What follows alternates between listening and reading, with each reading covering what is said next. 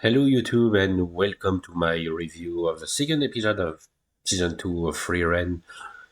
Um, so you can see the full uncut reaction on my Patreon right now for €5 a month. Um, €5 a month. Sorry, mispronounced here. Um, it's picture in picture. You don't need to do your own copy to sync it up. Anyway, so yeah, this is for episode 2, Hero of the South.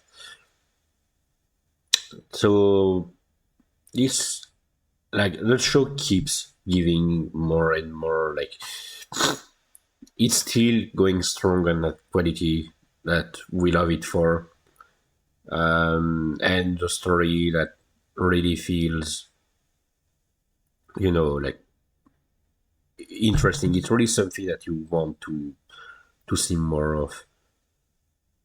um so I've let myself here. I mean, I've heard basically from watching a reaction to the first two episodes, uh, like watching someone else's reaction between my reaction and my review, because I had a day, almost a day between the two.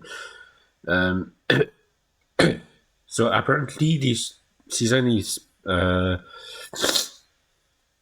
going to be only 10 episodes. Sorry, Jesus Christ, my throat. Hang on, I'm going to check, because I really need to know.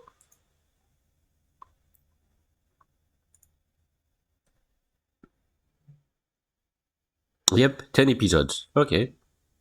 I wasn't expecting this. It's definitely way shorter than the first season, um, which is a shame, because I would have been fine with the show going for another 28 episodes. But I mean, I guess maybe it's because of a lack of time, like a time constraint or something. Second season is already ranked number 2, behind the first season. I just saw on my anime list. It just came out, the second episode came out. The third episode is not out yet, and it's already going strong. So anyway, so yeah, the the episode definitely still goes strong with interesting stories, and I was actually kind of when I watched the first season, I was kind of curious about the story of the Hero of the South, because we did hear about him briefly in a scene where Himmel's party, or it was Himmel and Eisen talking, because Frieren and Heiter were busy. She was making, what was it? Shaved ice, I think, with her magic. And Eisen and Himmel were having a discussion about the adventure, and Eisen said the hero of the South, which was said to be humanity's strongest, was defeated by the seven stages of destruction. So I was a bit curious about the character himself, and honestly, it blew my expectations away, because I was expecting, of course, some really strong character who can hold his own, but his story was incredible. Even if it's something that is only told in one episode, it still holds a lot of weight. And it's not even in the entire episode, it's still in the first half of the episode. But it's still something that felt much more than that. It felt like we were given much more than that. And yeah, I mean, the character seemed really interesting. I really wish he could have been a more important part of it all. I mean, he was, of course, a very important part, because his line, like his line of hang on.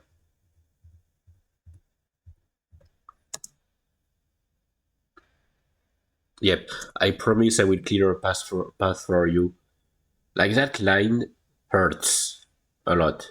Like it's in just a few words, it's really powerful because it says a lot. Oh, sorry. Why is my mic peaking randomly?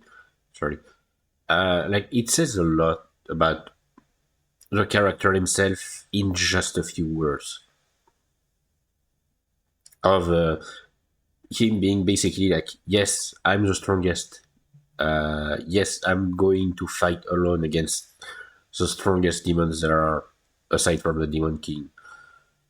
And yes, like I know I will not survive, but I'll do my best so that you can come and finish my work. And that's like that says a lot.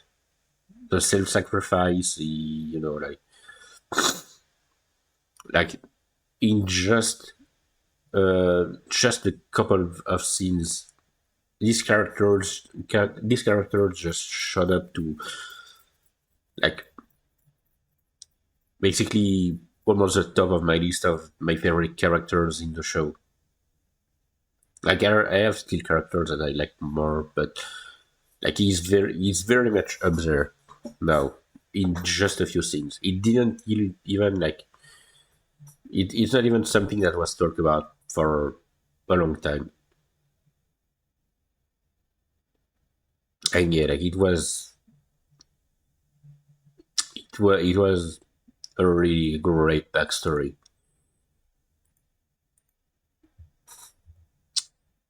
Um, we haven't been shown the other sages of destruction, not even Aura during the scene. I just realized, like during the scene of the fight, we see Schlatt, uh, but we don't even see Aura, who is supposed to be here because he was defeated by the seven sages.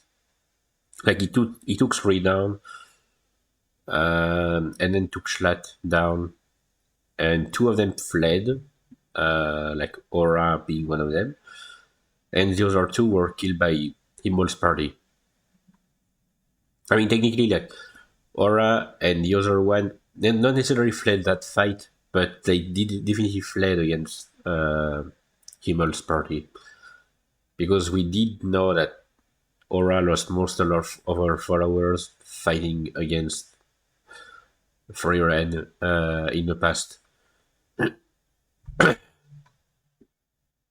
So yeah, like it's a lot of backstory in just a few scenes. Sorry. I do wonder, like, if they plan on making, I don't know, some kind of OVA or maybe a movie, I don't even know, but something that covers uh, more of the past, but not necessarily like the journey made by Himmel's party, but small things. Maybe it was just like not small, but like other side things that happen at the same time as their journey. Like it could be interesting to see the world through other characters who had an importance in during that timeline. I mean, during that era, because obviously the hero of the South was not the only hero around. Um, so yeah, like what? Sorry, I'm just checking something on my phone. Something weird going on. But yeah, like obviously there were more heroes, and yeah, kind of like curious about that. There's the whole thing with Serie as well. Like, why did she decide to create? Um, why did she decide to create the current magic organization or something?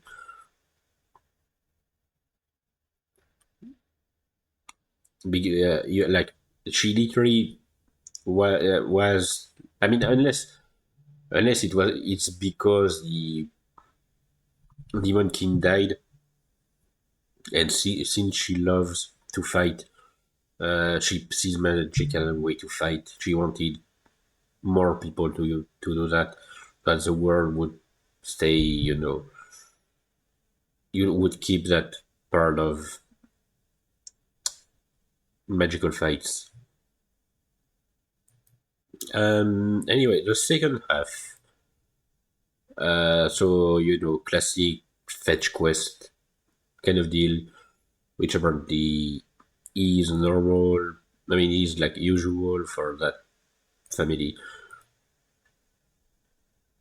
Um, I do like how they came back onto the subject of demons kill to eat, like they kill humans to eat them. So like if there is no corpse somewhere, it means they were all devoured by a demon. Um, because it's something that they already touched upon in the first season, but since we didn't get to see many demons, we didn't get to see any demon during the second half. Like it felt like we need more of that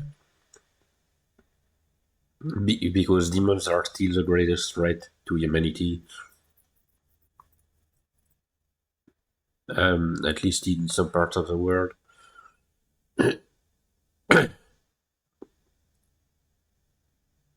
So yeah, I do like that they went back to it.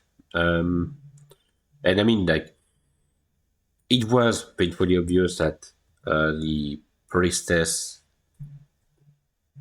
could not be trusted and was more than likely the demon. The fight was great. Like the animation on that was just so satisfying. Like they do what some other anime have done. I mean, a lot of other anime have done, which is whenever they switch to a fight scene, they ramp up the animation, ramp up the number of frames and stuff like that, which makes it much more fluid. And it's just so great to see, like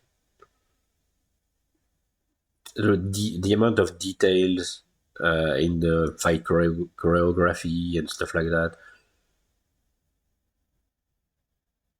Like it feels really like you're watching a movie, like an actual movie. I mean, of course, it's another fight that was cut short because Frieren is just overpowered. But it was still a greatly animated scene once again.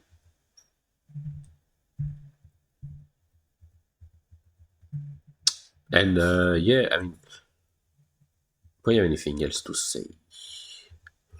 I mean, yeah, there was a question of like, did someone else help the demon get the sword just like last time? And I guess it's not something that we'll ever know because, like, I don't think I'm pretty sure like next episode it will they will be somewhere else.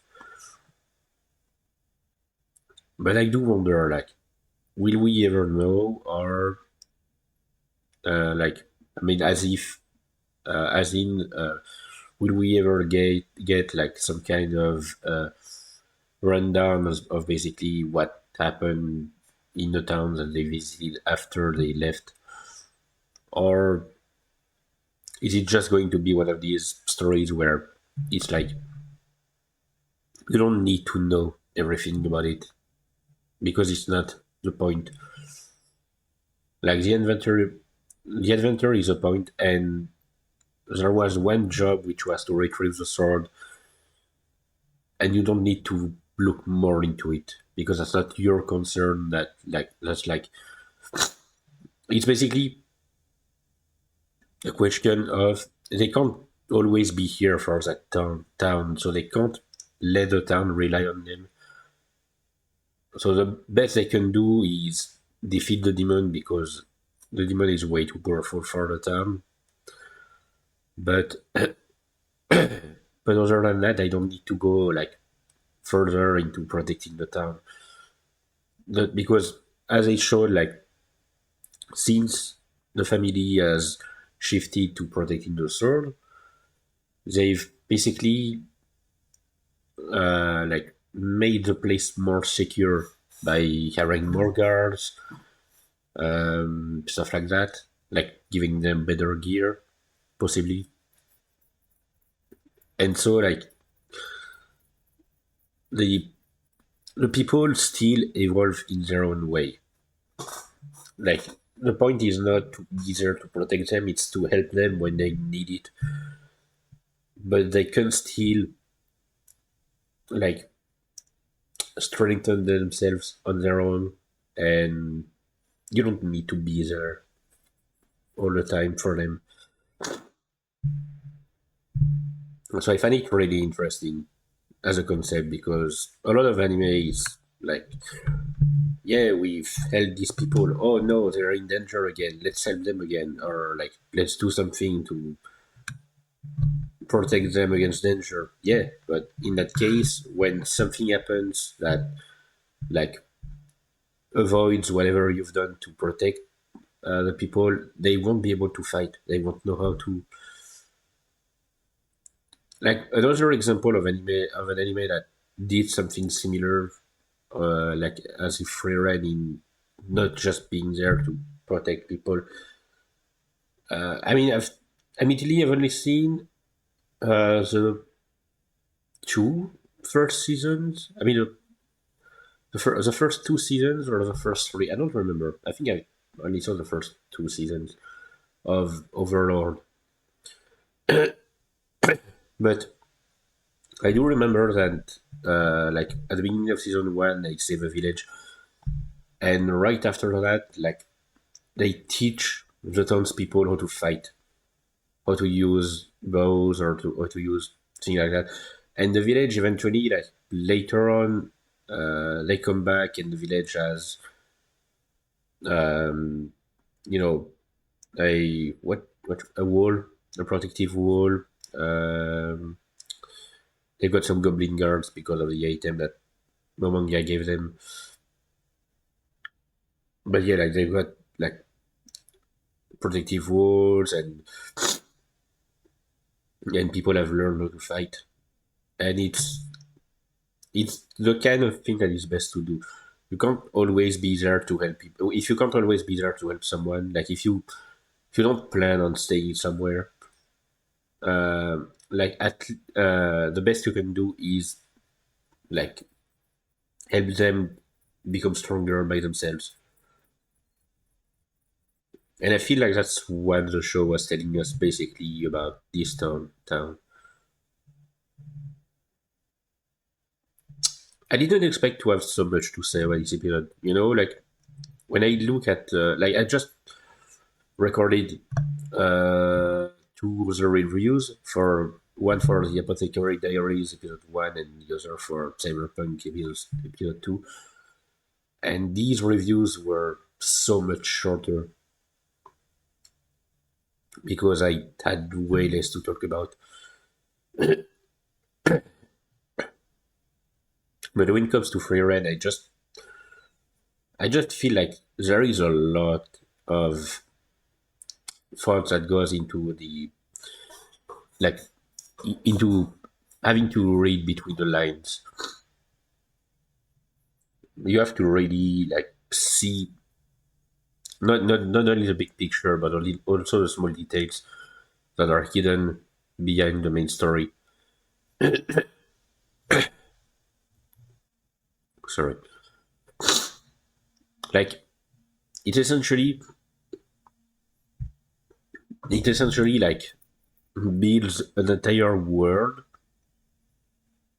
but it's almost like you know it's like you're walking on a straight path, and around you the world is like uh, coming to life.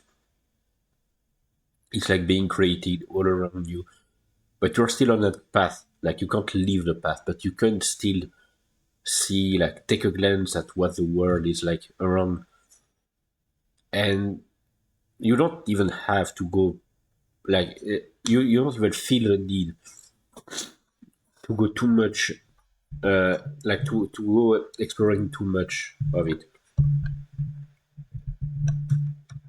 but it'll be because like what you see is more than enough for you to understand what this world is like.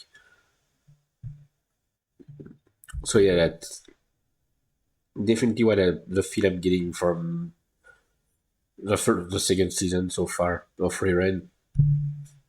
Um, so yeah, I can't wait to see what next episode has in store for us.